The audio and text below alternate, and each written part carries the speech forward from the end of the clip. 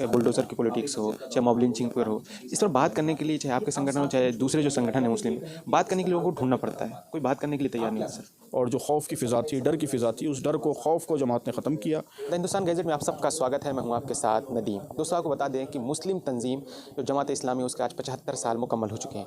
इस वक्त हमारे साथ बात करने के लिए जमात इस्लामी हिंद के अमीर सादतुल्लाह हुसैनी साहब मौजूद हैं। सर, बहुत शुक्रिया। जमात इस्लामी हिंद के 75 साल मुकम्मल हो गए हैं। क्या क्या अचीवमेंट्स, जो बड़े अचीवमेंट्स हैं, क्या क्या आप हासिल कर पाए? जी, मैंने अर्ज़ किया है कि हमारे जो बड़े अचीवमेंट्स हैं, उसमें सबसे अहम अचीवमेंट्स ये है कि जमात ने इस बात की कोशिश की है कि मुसलमानों के अंदर दीन का सही शऊर पैदा हो, सही कंसेप्ट पैदा हो।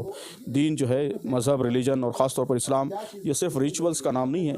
सिर्फ मस्जिद में जाकर नमाज़ पढ़ लेना या ख़ास तरीके से निकाह कर लेना, ख़ास तरीके से मैरिज की सेरेमनीज़ कर लेना, ये मज़हब नहीं है। मज़हब सिर्फ इसी तक लिमिटेड नहीं है, बल्कि ज़िंदगी के हर शोबे में इस्लाम हमारी रहनुमाई करता है।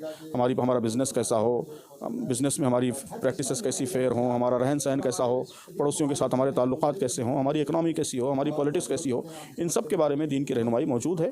तो दीन को इन सब मैदानों में हमें इख्तियार करने की ज़रूरत है। ये तसव्वुर जमात ने पूरी क़ुव्वत के साथ उठाया, उसको आम किया, उसकी बुनियाद पर लोगों को एजुकेट करने की कोशिश की। ये सबसे अहम अचीवमेंट है। सेकंड इंपॉर्टेंट चीज़ मैंने ये बयान की कि जमात ने जो है मुस्लिम अवाम के अंदर भी और दीगर लोगों के अंदर भी एतदाल पैदा किया। मुल्क आज़ादी के बाद जिस तरह के हालात थे और जो खौफ की फ़िज़ा थी, डर की फ़िज़ा थी, उस डर को, खौफ को जमात ने ख़त्म किया।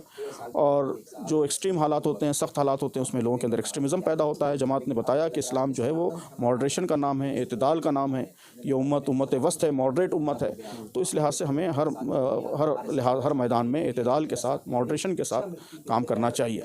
तो ये मिजाज पैदा किया। और जहाँ तक मुल्क का ताल्लुक़ है, मैं समझता हूँ कि सबसे अहम जो कंट्रीब्यूशन है वो मुख्तलिफ़ मज़ाहिब के दरमियान डायलॉग की, डिस्कशन की फ़िज़ा जमात ने पैदा की। मज़हब का पॉजिटिव रोल क्या हो सकता है, उसको उजागर किया। मज़हब ना तो उसको लिमिट करना चाहिए सिर्फ ज़ाती ज़िंदगी तक, और ना मज़हब को जो है का मिसयूज़ होना चाहिए लोगों के अंदर लड़ाने और झगड़ा पैदा करने के लिए, बल्कि मज़हब का कंस्ट्रक्टिव इस्तेमाल होना चाहिए और मुख्तलिफ़ मज़ाहिब के मानने वालों के दरमियान डायलॉग होना चाहिए। ये मॉडल जमात ने इवॉल्व किया है। जमात इस्लामी एक प्रोफेशनल संगठन माना जाता है मुसलमानों का, और एक बेहतर तरीके से काम करना है, इसको समझा जा रहा है। लेकिन सर, जो पॉलिटिक्स चल रही है, चाहे बुलडोज़र की पॉलिटिक्स हो, चाहे मॉब लिंचिंग पर हो, इस पर बात करने के लिए चाहे आपके संगठन हो, चाहे दूसरे जो संगठन है मुस्लिम, बात करने के लिए लोगों को ढूंढना पड़ता है। कोई बात करने के लिए तैयार नहीं है सर। क्या लगता है कि मुसलमानों को बराबर सही बोलते समझ- हैं, हम तो बराबर मुसलसल बोल रहे हैं, हर मसले पे बोल रहे हैं। जो जुल्म होता है, उस जुल्म के खिलाफ आवाज़ भी बुलंद करते हैं। हम अपनी तरफ से भी प्रेस रिलीज़ इशू करते हैं, मीडिया के लोग बुलाते हैं तो वहाँ भी जाते हैं। हर महीना हम आपको खुद दावत देते हैं, आप तशरीफ़ लाते हैं, यहाँ भी सवालात किए जाते हैं, उसके जवाब देते हैं।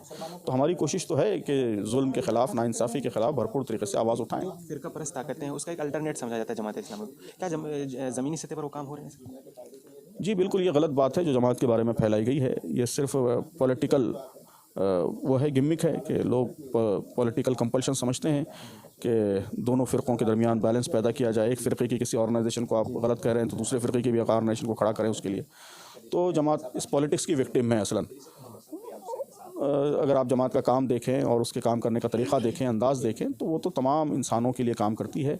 और फ़िरक़ा परस्ती से और वायलेंस से और टेररिज्म से और इल्लीगल अनलॉफुल एक्टिविटीज़ से वो खुद न सिर्फ खुद बचती है, बल्कि तमाम इंसानों को बचाने की कोशिश करती है।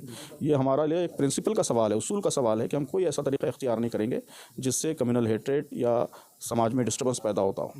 किस तरह से जो पॉलिटिक्स है पूरे देश में, क्या जो माहौल है मुसलमानों में डर का है? मैंने जैसे कहा कि मॉब लिंचिंग को लेकर, और क्या नाम है, जो बुलडोज़र पॉलिटिक्स है, क्या आप सहमत हैं? किस तरीके से देखते हैं जो पूरे देश में? नहीं, इस पे कौन सहमत हो सकता है? इसको तो समाज का कोई समझदार आदमी, बाशऊर आदमी इस तरह की चीज़ों को सही करार नहीं दे सकता। ये तो हाईली कंडेमेबल है, पूरे मुल्क के लिए ये नुकसानदेह है, हार्मफुल है। ये एक आग है जो हम पूरे मुल्क के अंदर लगाने की कोशिश हो रही है। तो मुल्क के हर संजीदा आदमी की जिम्मेदारी है कि वो इस आग को बुझाने की कोशिश करे।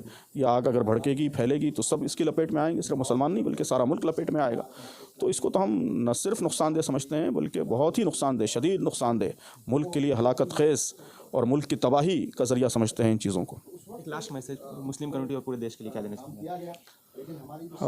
मैसेज यही है कि इन हालात में सबसे ज़्यादा ज़रूरत इस बात की है कि हम अखलाक की बुनियाद पे, उसूलों की बुनियाद पे मुल्क की तामीर के लिए कोशिश करें। उसके लिए समाज के तमाम तबक़ात को जोड़ें। इस्लाम की जो तालीमात हैं, वो तालीमात भी यही हैं कि वो एक खुदा की बंदगी और खुदा का डर इंसानों के अंदर पैदा करना चाहता है इस्लाम। तो हम उसी की दावत देते हैं, उसी के पैगाम को आम करने की तरफ लोगों को मुतवज्जह करते हैं।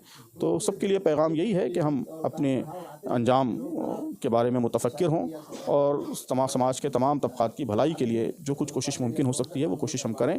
ये जो पॉलिटिक्स है वो आर्जी चीज़ है और सिर्फ इसी के हम शिकार होकर रह जाएं, उसके लिए लोगों को नुकसान पहुंचाएं, तो ये बहुत बड़ा पाप होगा, बहुत बड़ा जुर्म होगा और इस जुर्म का जो अंजाम होगा वो इस दुनिया में भी ख़राब होगा और मरने के बाद भी ख़राब होगा। बहुत बहुत शुक्रिया सर बात करने के लिए।